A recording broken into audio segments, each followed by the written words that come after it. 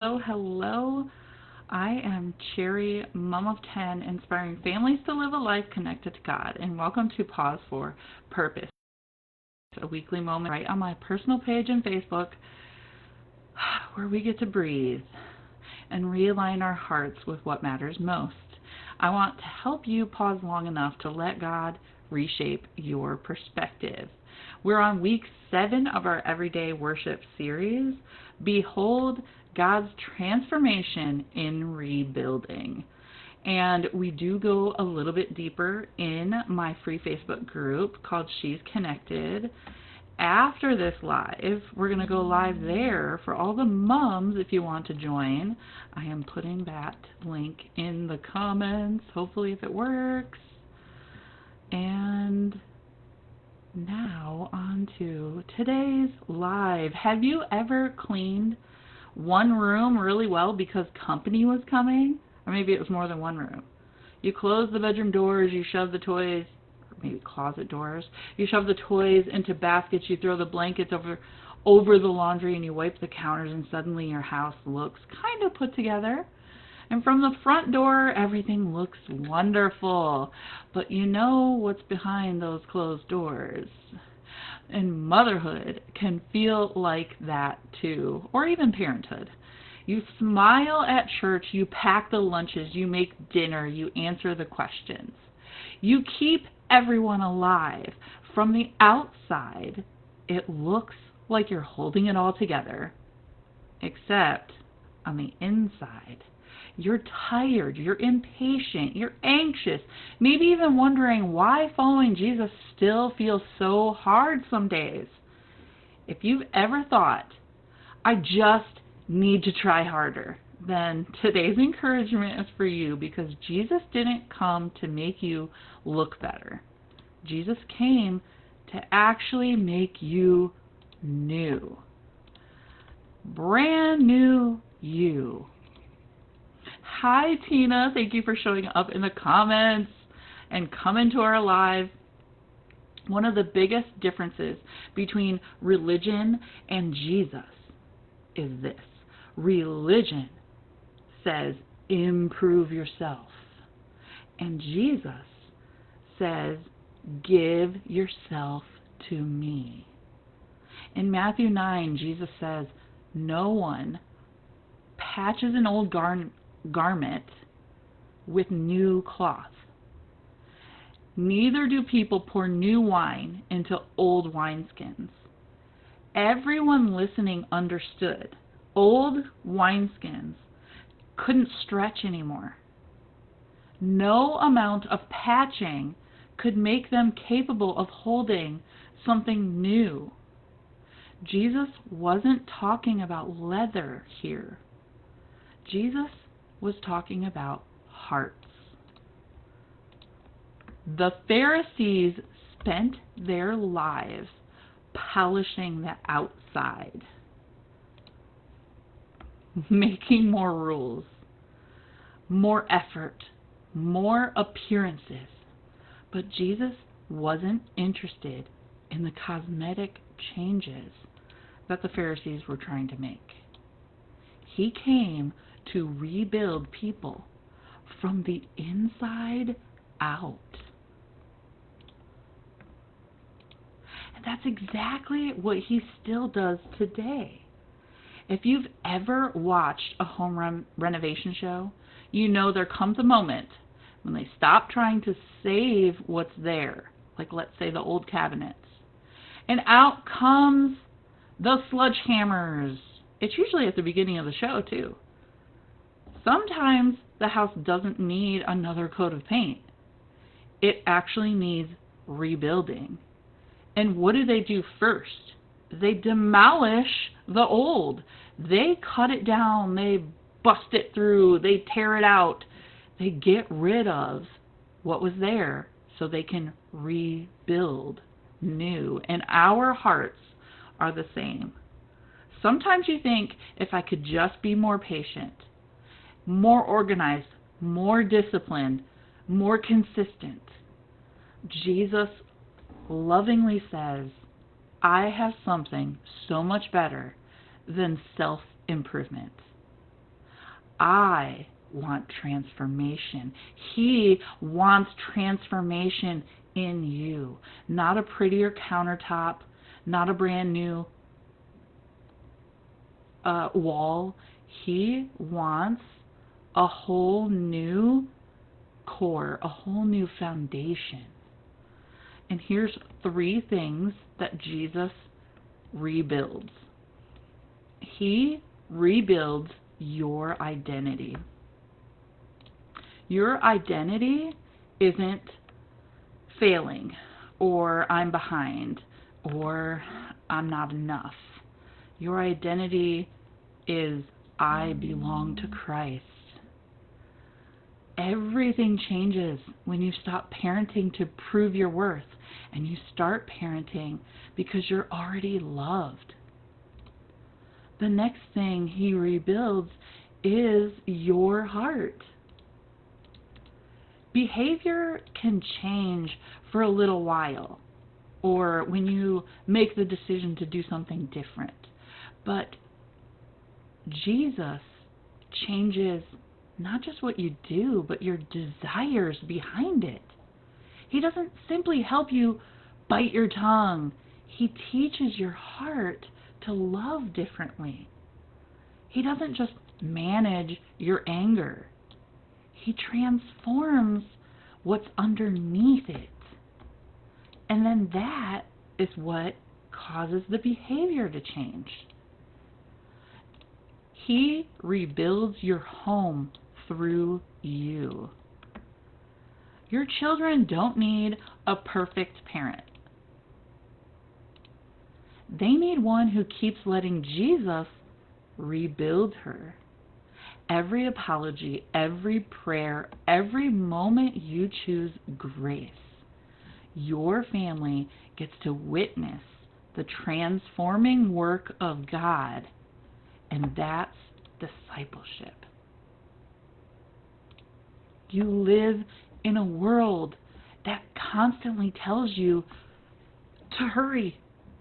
There's another meal to make, another appointment to get to, another load of laundry to do, another text to answer, another responsibility. You move from one thing to the next until you don't even realize you're holding your breath.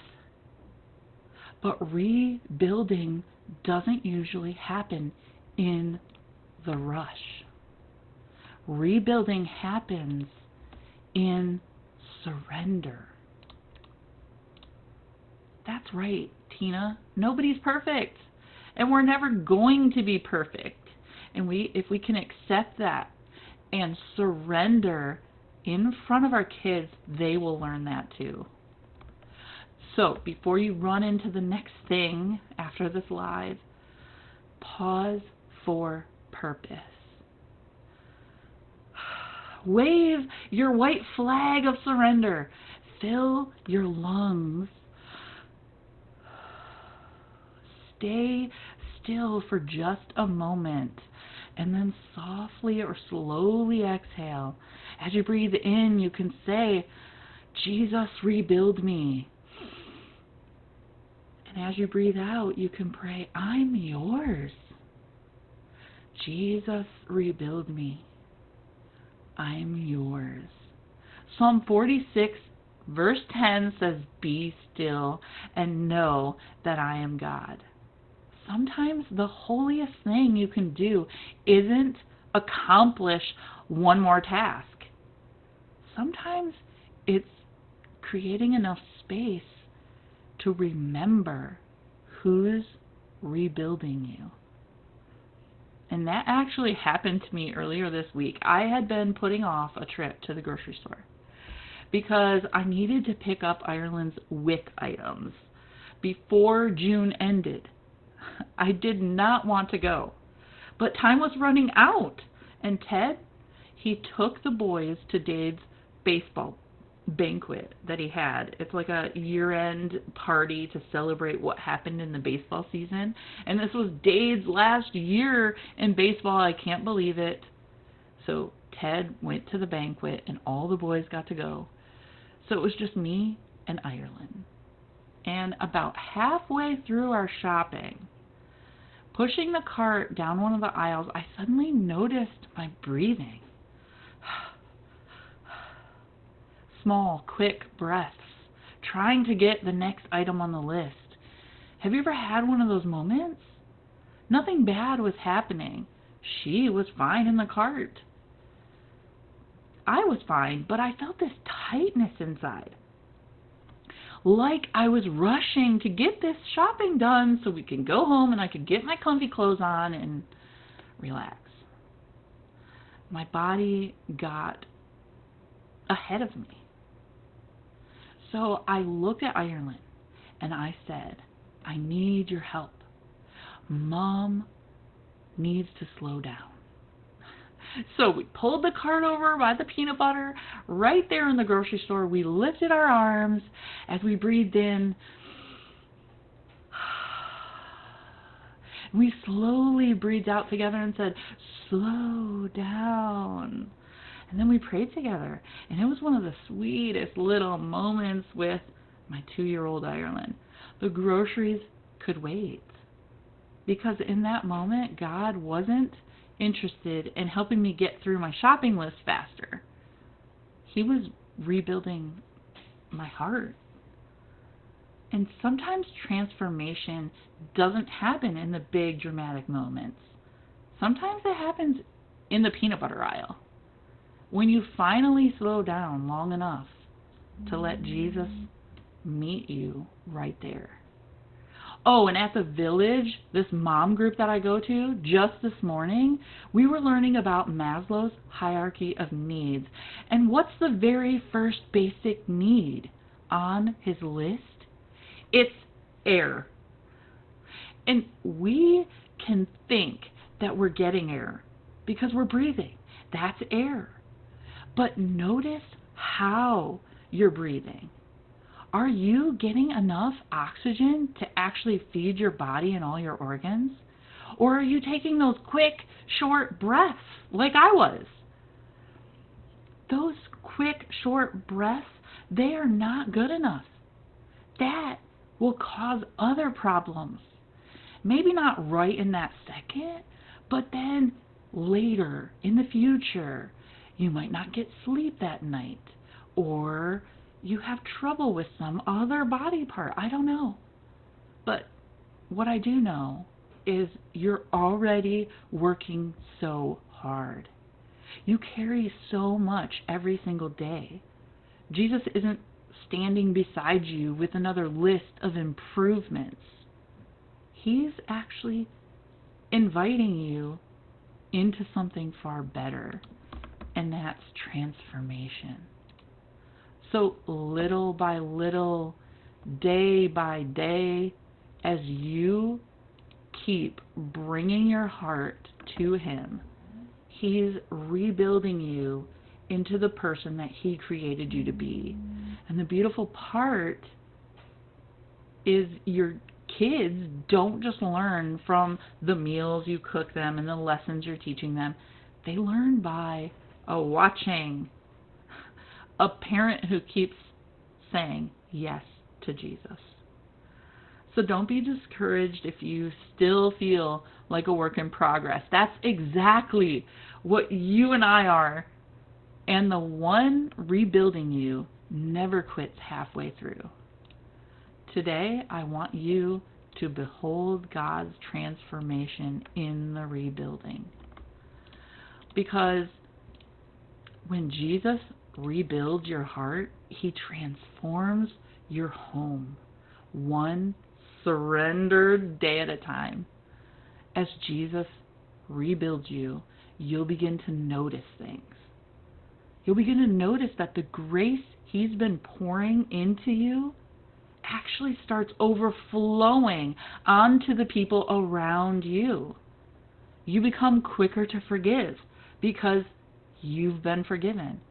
You become gentler because He's been gentle with you. You become more patient because you've experienced His patience over and over again.